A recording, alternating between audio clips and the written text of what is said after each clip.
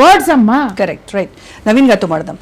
So Naveen గారు, recent టైమ్స్లో జరుగుతున్నటువంటి ఈ క్రైమ్స్ ఏవైతే ఉన్నాయో వీటిలో ఎక్కువగా భార్యలు అంటే ఇష్టం లేనటువంటి పెళ్లి చేసుకున్నందుకు గాను తల్లిదండ్రుల మీద కోపంతో, నేను ముందే మీకు చెప్పాను నాకు ఇష్టం లేదు, అయినప్పటికీ మీరు చేస్తున్నారు కాబట్టి నేనేం చేస్తానో చూసుకోండి అని బెదిరించి మరీ మర్డర్లు చేసినటువంటి మనం చూసాం. అది అమ్మాయి సోనం మేఘాలయలో జరిగినటువంటి ఇన్సిడెంట్ అది.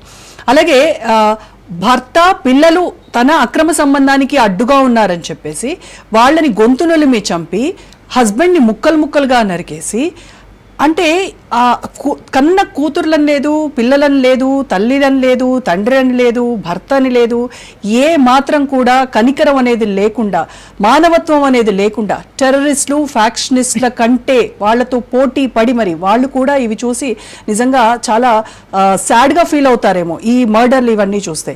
సో ఎందుకు ఇలాంటి మైండ్ సెట్ వాళ్ళలో ఇంత క్రూరంగా చంపాలి అనేటువంటి ఆలోచనకు ఎక్కడ బీజం పడుతుంది? ఎందుకు ఇంత అమానుషంగా అమానవీయంగా ప్రవర్తిస్తున్నారు? ఇది ఈ లవ్ రిలేటెడ్ లేకుంటే ఒక ప్యాషన్ రిలేటెడ్ క్రైమ్స్ కింద చూడొచ్చండి ఇటువంటి ఇన్సిడెంట్స్.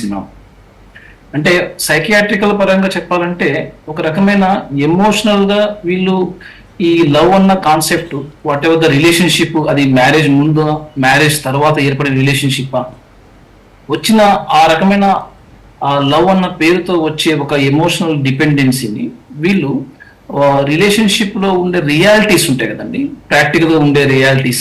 అంటే ఇప్పుడు పిల్లలు ఉన్నారు, తర్వాత మ్యారేజ్ సిస్టమ్ లో ఉన్నాము, ఇక్కడ పెద్ద కన్ఫ్లిక్ట్ వచ్చేస్తుంది.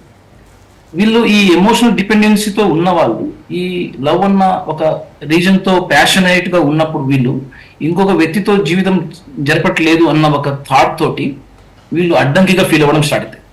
ఆ కన్ఫ్లిక్ట్ ని, ఈ అడ్డంకి ఎలా తొలగించుకోవాలి అన్న సొల్యూషన్స్ వీళ్ళు లేకుంటే సామరస్యంగా అనుకోండి, లేకుంటే యాక్సెప్టెడ్ వేగా, ఫర్ ఎగ్జాంపుల్ ఇందాక చెప్పినట్టు కోర్టులో ఇదే కోర్ట్స్ ఇదే కాన్స్టిట్యూషన్ మనకు కొన్ని పర్మిటివ్ థింగ్స్ కూడా ఉన్నాయి. For example separation, divorce, something legal aspects వెళ్ళినా, సమ్ కాన్ఫ్లిక్ట్ రెజల్యూషన్ పరంగా వెళ్ళినా కూడా ఇంత అన్వెల్కమబుల్ ఈవెంట్స్ కానీ, ఇంటర్పర్సనల్ వైలెన్స్ కానీ, లేకుంటే ఈవెన్ సమ్టైమ్స్ హోమిసైడ్, మర్డర్స్, ఇలాంటి ఇన్సిడెంట్స్ కానీ, ఇంత వైలెన్స్ ఎపిసోడ్స్ మనం రికార్డ్ చేయడం జరుగుతూ ఉంటుందండి. ఇది చూస్తూ ఉంటారు ఇలాంటివి. సో ఇది ఇందాక ప్రియగా చెప్పినట్టు ఇది తరతరాలుగా వస్తున్నా కూడా ఇప్పుడు ఒక మన మీడియాకి ఎక్స్పోజర్ వచ్చింది కాబట్టి yes, this is the right point. Media is rightly sometimes speaking up also.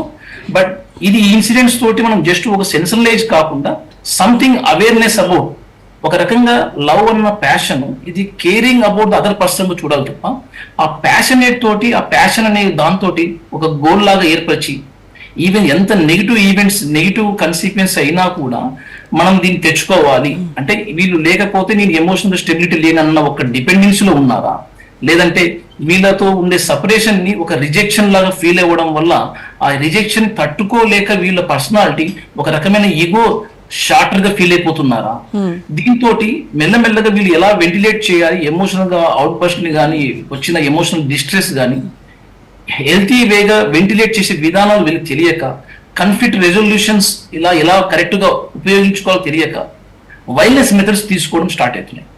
ఇలాంటి వైలెన్స్ మెథడ్స్ వీళ్ళు ఫ్రీక్వెంట్ గా ఎక్స్పోజ్ అయ్యారా, లేకుంటే వీళ్ళ యొక్క పర్సనాలిటీలో ఉండే ఒక రకమైన అగ్రెసివ్ టెండెన్సీస్ ఎక్కువగా వీళ్ళు రిపీటెడ్ గా యూజ్ చేసే వ్యక్తుల, ఎక్కడో కానీ ఇది ఒక రకమైన ఒక డేంజర్ లవ్ అన్న ఒక టెండెన్సీస్ మనం అబ్జర్వ్ చేయాలి, ఒక వార్నింగ్ సైన్స్ లాగా. వీళ్ళలో ఎప్పుడైతే మనం వీళ్ళు వైలెంట్ బిహేవియర్ మేనిఫెస్ట్ చేస్తున్నారు, వీళ్ళు లేకపోతే థ్రెటెండ్ చేస్తున్నారు, ఈ వ్యక్తి లేకపోతే వీళ్ళు ఈ రకంగా ఉండలేను అన్న థ్రెటెన్స్ ఎక్కువ చేస్తున్నారు. ఫర్ ఎగ్జాంపుల్ ఈవెన్ కొన్నిసార్లు they recorded about that mysterious గా, లేకుంటే అబ్సెసివ్ గా వీళ్ళు ఒక వెంట పడుతున్నారు ఇంకో వ్యక్తికి, ఎంత కాదన్నా నలుగురు వద్దన్నా కూడా. ఇలాంటివన్నీ కూడా ఒక టెండెన్సీ ఎక్కడ మనకు చూపిస్తుంది, ఇది అబ్నార్మల్ డేంజరస్ లవ్ ఆస్పెక్ట్స్ కి వెళ్తుంది. తర్వాత ఈ ఇన్సిడెంట్స్ డెఫినెట్ గా పర్సనాలిటీ ఆస్పెక్ట్ లో చూడాలి. ఆ వ్యక్తి యొక్క పర్పెట్రేటర్ అంటారు, ఈ రకమైన వ్యక్తి, అది జెండర్ ఏదైనా సరే, ఎందుకంటే ఒకసారి హోమిసైడ్ అండ్ మర్డర్స్ జరిగిన ఇన్సిడెంట్స్ ఎవరిదైనా ప్రాణమే. సో ఇక్కడ ఇటువంటి సందర్భాల్లో మనము న్యూట్రల్ గా చూస్తే ఎలాంటి ప్రవర్తనతో వీళ్ళు ఆ రిలేషన్షిప్ ని కోరుతున్నారు. ఫర్ ఎగ్జాంపుల్, కోరే రిలేషన్షిప్ ఒక హెల్తీ వేగా, యాక్సెప్టెడ్ వేగా ఉంటే కదా. ఫర్ ఎగ్జాంపుల్, మనము ప్రొడక్టివ్ వర్క్ చేస్తూ ప్రాక్టికల్ గా ఉండే నెగోషియేషన్ స్కిల్స్ ని కాన్ఫ్లిక్ట్ రెజల్యూషన్ గా మనం డిస్కషన్ చేస్తున్నాము, నెగోషియేట్ చేస్తున్నాము. ఇలా హెల్తీ వేగా వెళ్ళకుండా సంథింగ్ వైలెన్స్ గా, సంథింగ్ ఒక రకమైన ఒక కంపల్సివ్ గా, వాళ్ళు లేకపోతే నేను ఉండలేను, వాళ్ళు లేకపోతే నా లైఫ్ నథింగ్, వాళ్ళు లేకపోతే వాళ్ళకి ఇంకో లైఫ్ నేను ఇవ్వను, నాకు దొరకపోతే ఇంకొకరికి దొరకనివ్వకుండా చేస్తాను, ఇలాంటి టెండెన్సీ ఉండదు కదా. ఇది చాలా డేంజరస్ టెండెన్సీస్. అయితే మీరు నవీన్ గారు మీరు చెప్తున్నారు ఎమోషనల్ డిపెండెన్సీ వల్ల ఇలా బయట